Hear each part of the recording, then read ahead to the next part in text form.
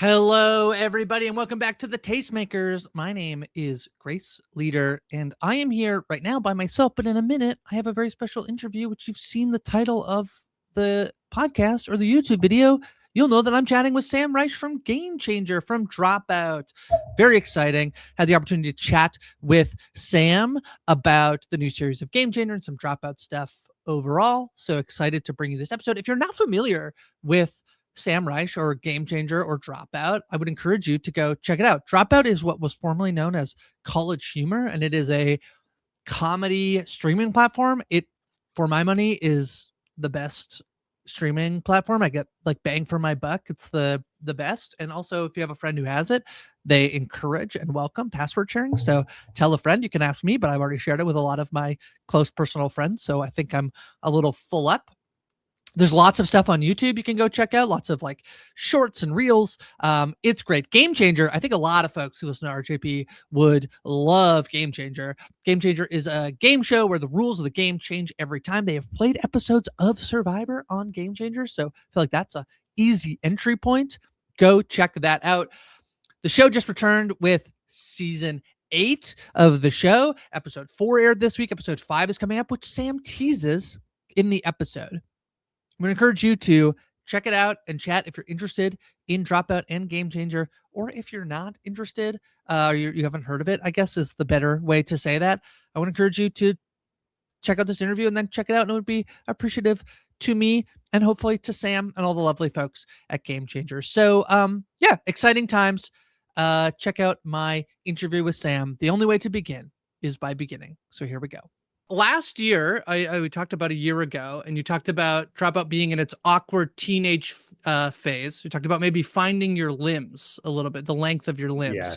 Yes. Can you give me an update? Where are we? Are we still in the same phase? For sure. I would say that last year we were like 14 or 15 and now we're 16. I would say that we're definitely still an awkward teenager. There's no doubt about it. We're just like moving along. Okay. You know what I mean? We're moving. Like the end is clear. What is the end? Well, the end of the awkward teenage years. I see. I can see it, but that light at the end of the tunnel is still like a little bit further away. Okay. I mean, I guess, it feels ominous to call it an end, as I put it, but in terms of being an adult, what does being an adult mean? I mean, I presume in some ways you don't want to become an adult. There's a little bit of that. There's a little bit of Peter Pan complex.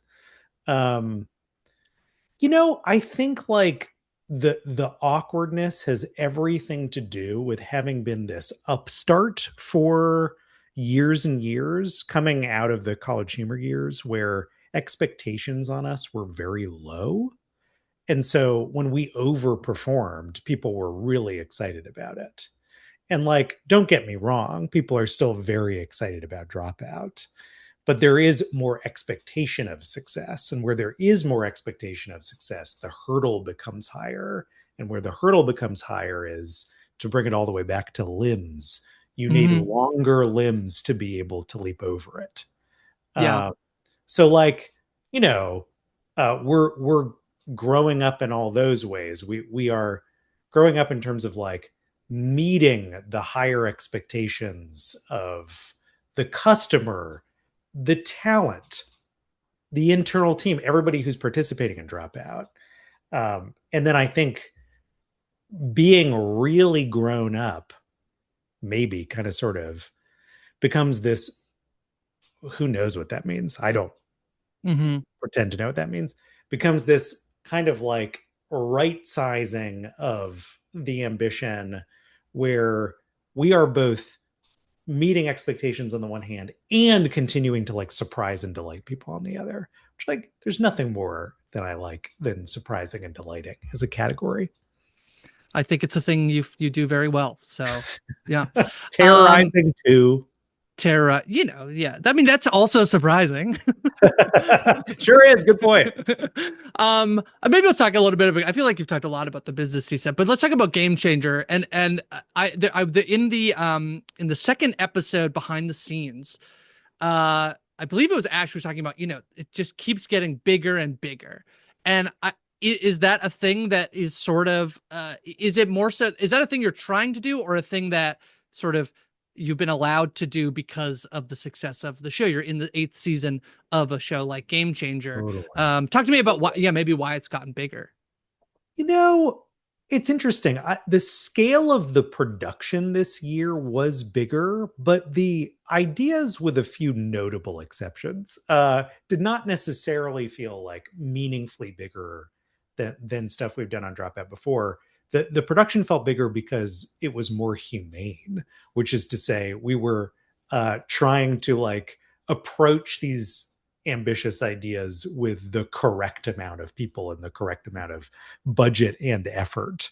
In some ways, it's a season where we were really forced to ask ourselves questions about what a game changer episode is and isn't, and right size the ambition of the show in order so that like your standard game changer episode isn't trying to like break uh the ceiling every single time. Because if we Mm, do, I yeah. maintain that like that's not surprising. Like Game Changer is fun because we're working within some constraints. Um and because we're forced to deliver something within those restraints.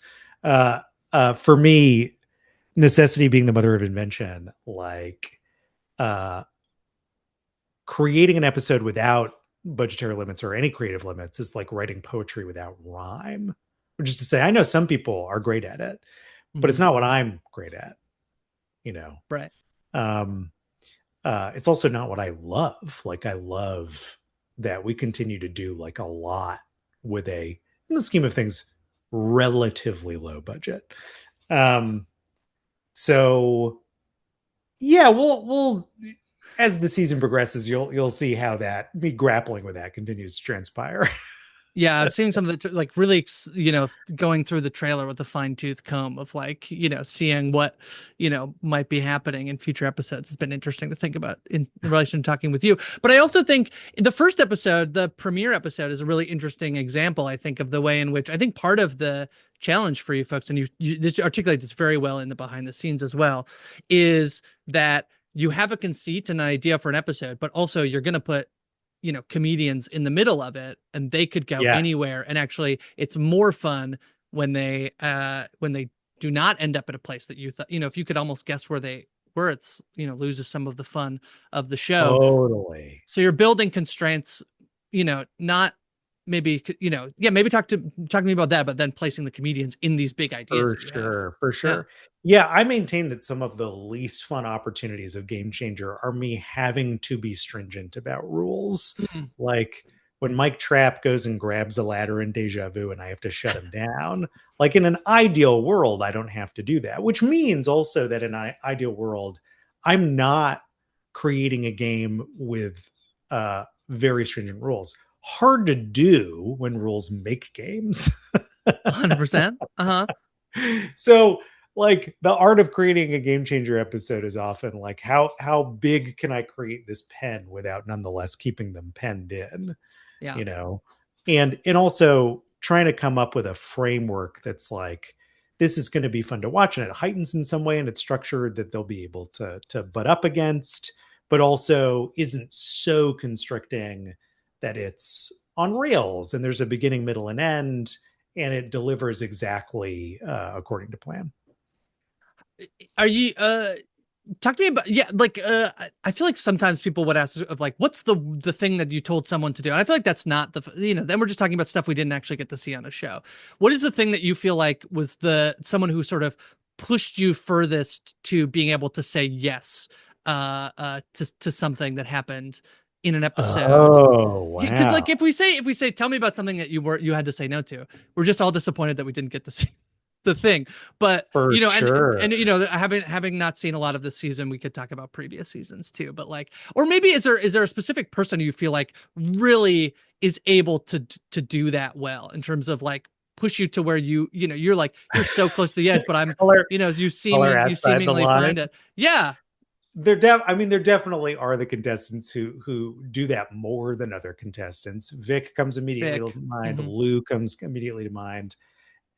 Without a doubt, the episode that where there's the most of that is 1 year later, which Right. is like I set them sort of free, hand Mm. in hand with my production team, and would only learn after that episode wrapped just what they put my production team through, but also what my production team put them through. I mean, what an incredibly difficult challenge where it's like they Yeah. want to push the production team as far as humanly possible, of course, because the competition depends on it, and the production team can't consult me because I'm supposed to be independent arbiter.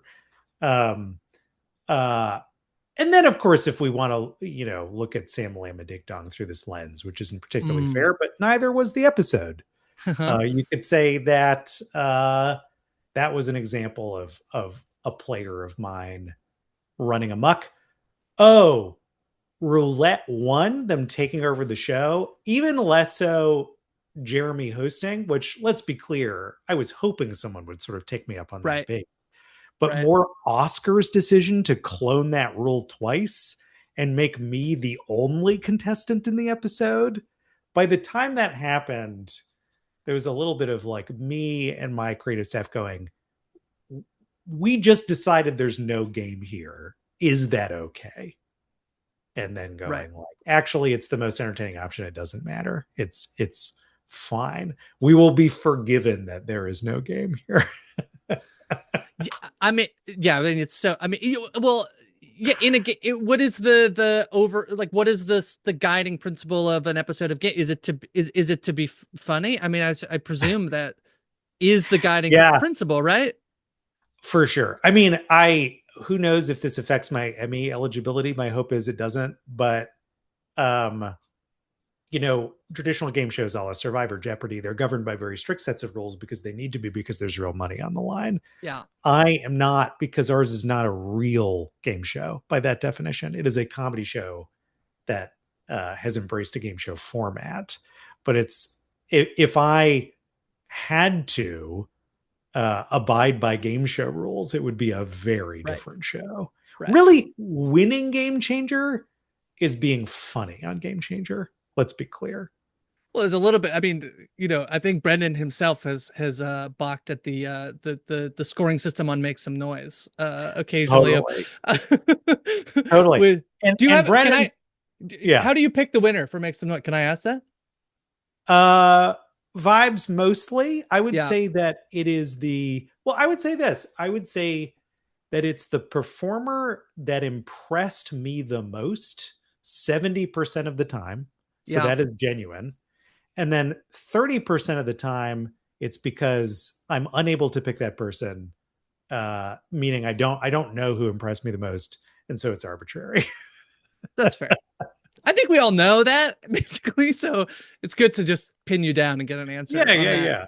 Yeah. Um, I do want to laud you a little bit. I mean, in terms of like your Emmy content for a game show. I mean, there really is nobody else who is doing the wearing as many hats. And I know, like, I guess you're supposed to be judged specifically on that specific thing. You've talked about that the place that you feel most comfortable is just being sort of the host, like you would being a little, but that people do like to see you involved in a way. Can you talk to me about sort of that feeling you have hosting the show? Sure. Well, I'm not sure if this is exactly what you mean, but like Okay, yes. Yeah, I sure. I was, you know, born, bred, raised to be this kind of like behind the scenes puppet string puller who also, and the role that suits me very well is that of the like 60s and 70s game show host.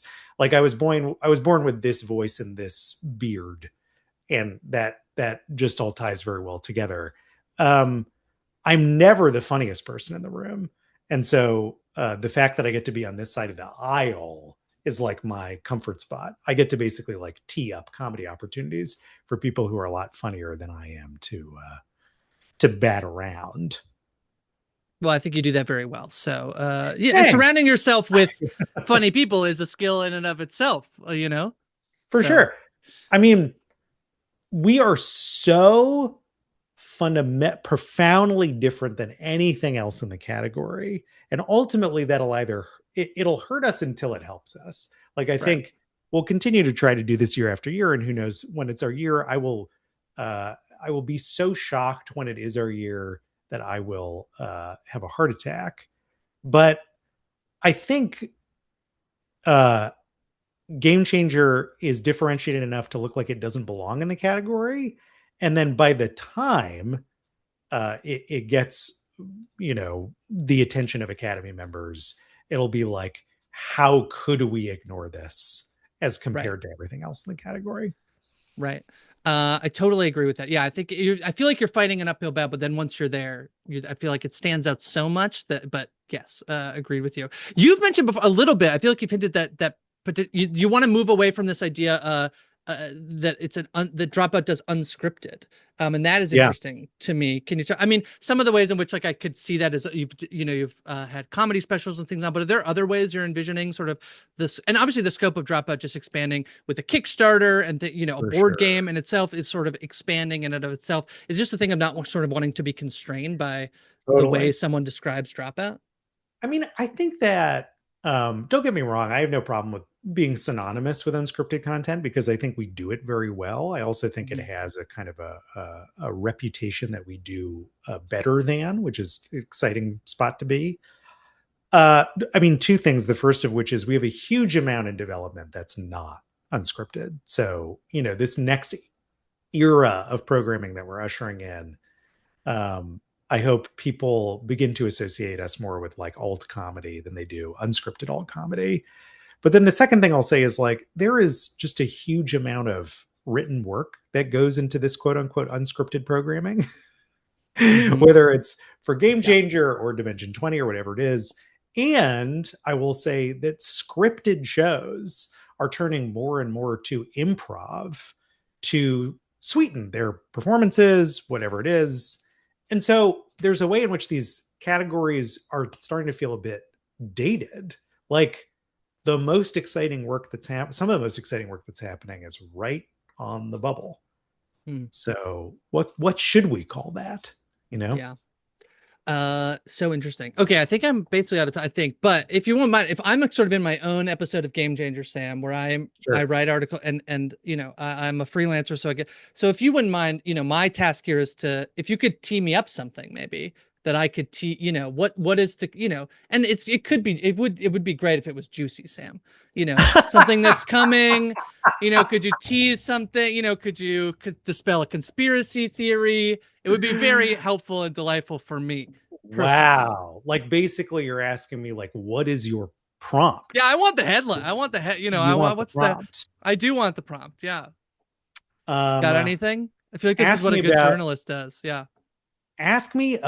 this episode 5 you keep hearing about. Oh, Why is it your favorite episode of the season? I do keep hearing that episode 5 is your favorite episode of the season. Would you mind elaborating? Episode 5, listen, they're all my babies. I love them all equally. I don't know how you've heard otherwise. But episode 5, Count the Rice. There's a lot of rice counting that happens in that episode. And I think it's very safe to say that it is the most entertained that anyone will ever be by the act of rice counting. Like I think we've really taken rice counting to a whole new platform to the point where it's like we're gonna the same way every development office in Hollywood is now talking about what their low budget Mm. horror offering is going to be. Every everyone in the world of unscripted development is going to be talking about rice for months. Well, thank you so much for allowing me to break the news via you about the wave of rice coming. That's rice counting that's incoming. Okay. Thanks so much, Sam. I appreciate it. It was so nice to talk to you. Thank you, Grace.